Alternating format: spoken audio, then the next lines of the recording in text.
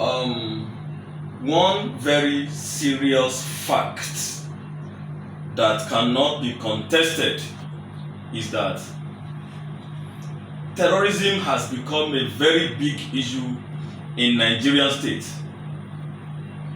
And this dreaded evil of terrorism has defiled a whole lot of solutions. And so, states in Nigeria, I mean the rich subnationals in Nigeria, they are now thinking beyond conventional federal policing and military power to curb these things. So you now see states founding state security outfits. You now see communities organizing vigilantes, and you now see individuals coming together. You now see even the federal government itself trying to form what they call JTF,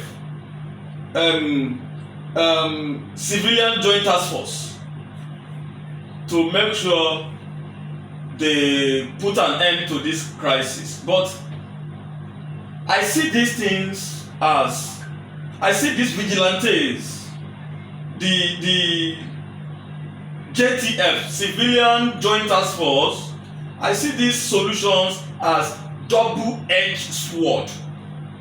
With, I mean, the solution of bringing in civilians into the task force, bringing in civilians to fight terrorism, I see it as having both advantages and disadvantages.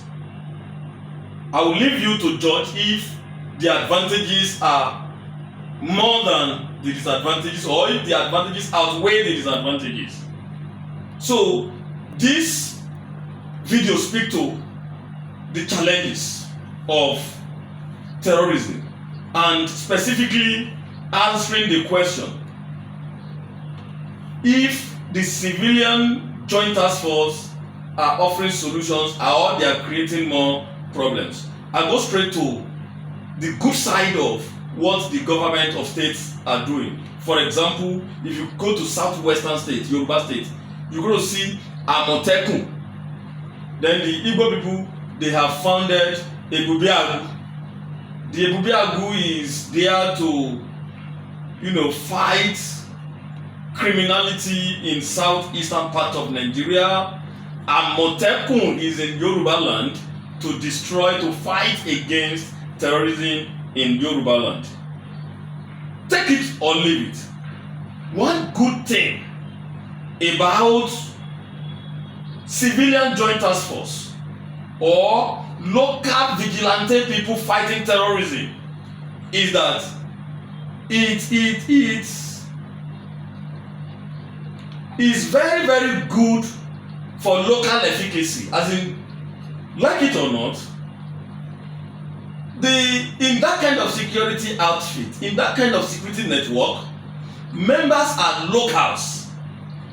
The people that are recruited are local people that are taken from the local communities. Therefore, they know every bush part. They know every stranger and every family links. And whether you like it or not, this provides what we call human intelligence that satellite cannot see. When you deploy satellite to go and generate intelligence information on security for you, the kind of information the local security officials who understand the terrain will provide for you cannot provide those things. Apart from local efficacy, another positive edge of vigilantes fighting terrorism is that it provides force multipliers. Let me say this, that like it or not, because of the crisis of terrorism, Nigerian army is overstretched. Nigerian army is overworked. They have too many battles to face. Therefore, vigilantes can fill the gaps, and they provide boots on the ground to guide the vigilantes and IDP camps that can, otherwise be defenseless. Apart from this one, there is also what I call tactical advantages. In Sambisa forests or in rugged northwest, for example, the vigilante groups, they always have the ability to track insurgents compared with soldiers trained for conventional warfare. These are very good side of incorporating the vigilantes into the fight against terrorism. However, despite all this good side of the use of civilians to fight terrorism, there are also negative edge, what I call disadvantages. And those disadvantages are what I call strategic risks. For example, number one, most of the civilians who are incorporated into this fight against terrorism, they lack formal training in international humanitarian laws. They have been accused several times of extrajudicial killings. They have been accused of torture. And they have been accused of profiling based on ethnic suspicion. There was a time some northerners were traveling, I think from the north down to southern part of the country, and somewhere around Edo, they were, arrested. And all of them, because they were Fulani, the local vigilantes who arrested them concluded that these guys were criminals, and I think some of them were killed without prosecution. That's a big issue. Civilians who are incorporated into the fight against terrorism are not properly trained. Many of them does not have the knowledge of, international humanitarian laws, and they take laws into their hands. They do extrajudicial killings, and this is a big issue. You can't say because you are looking for terrorists, and when you see anybody or everybody who look like a Fulani person, you accuse that person of a terrorism, and you extrajudicially killed the person. And that's one of the biggest challenges facing the incorporation of civilians into the fight against terrorism in Nigeria. Apart from this, there's something I call the Frankenstein effect. There's a historical fear that today's liberators become tomorrow's oppressors. Today's liberators becomes tomorrow's oppressors. If the state fails to pay or disarm them, disarmed, combat experienced men, they may turn to banditry or political thuggery. You group people together today in the name of civilian joint task force or state security network or local vigilante group, and you give them weapons to go and fight. By the time you failed to pay their allowances, or maybe they are no longer comfortable and satisfied with their pay, with what you are giving to them, they may turn against the state and even become terrorists themselves, because most of them are actually not patriotic. The weapons you have given to them becomes dangerous instruments in their hands. Apart from this, another negative edge is erosion of state authority. You will agree with me that by relying on non-state actors, the government, they must have inadvertently agree that, we have failed. We cannot protect citizens. The soldiers will recruit and pay money to every time. They don't have the capacity again.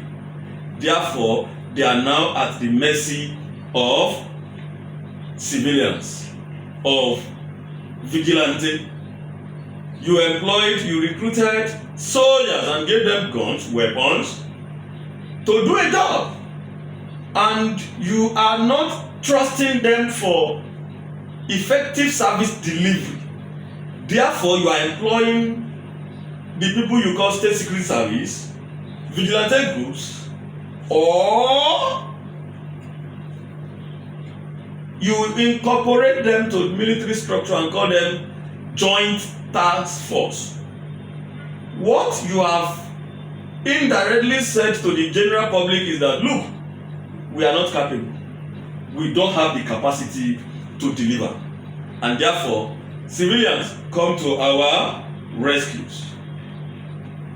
It weakens the official police force and it creates local warlords that become more powerful even at the expense of the government. Unfortunately, because I'll be asked a question. Since you said it has so many of these advantages, what is now my verdict? What is the way forward? What should we do? Gentlemen, all this JTF, Joint Task Force, Ebubiagu, Amotekun, they have been doing a lot of bad things, but I still see them as necessary evil. They are the evil that we cannot do without in today's insecure Nigeria. They are the necessary devil that Nigeria cannot just throw away anyhow. Because during the peak of Boko Haram insurgency,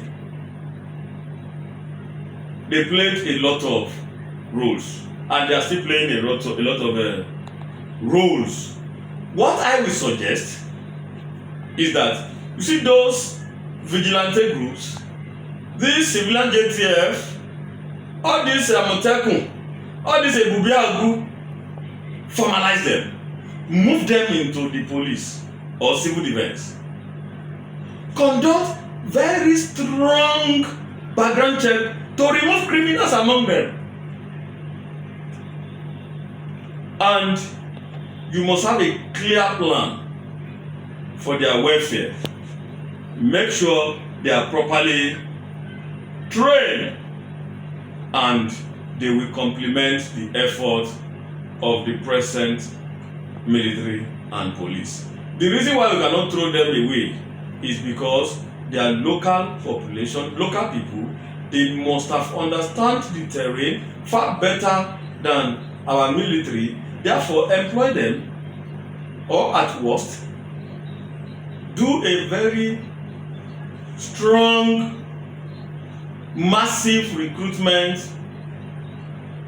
of the military, of young Nigerians into the military rather, and do what I call back to state placement. That is, when you train a soldier that you recruit from a particular local government in Benue State, when you finish training that soldier in Kaduna, transfer the soldier to Benue to go and serve his people in Benue State. When you employ a young person from a village in Borno, after intensive training, take that individual young man to Borno to go and serve. When you recruit a young person from Wamako region in Sokoto, after training this young person, transfer that young person down to Sokoto in Wamako region specifically to go and serve his people, because he understands those terrain very well, and when he sees a stranger he knows them. He understands all the bush paths and will be able to track the enemies. Thank you very much.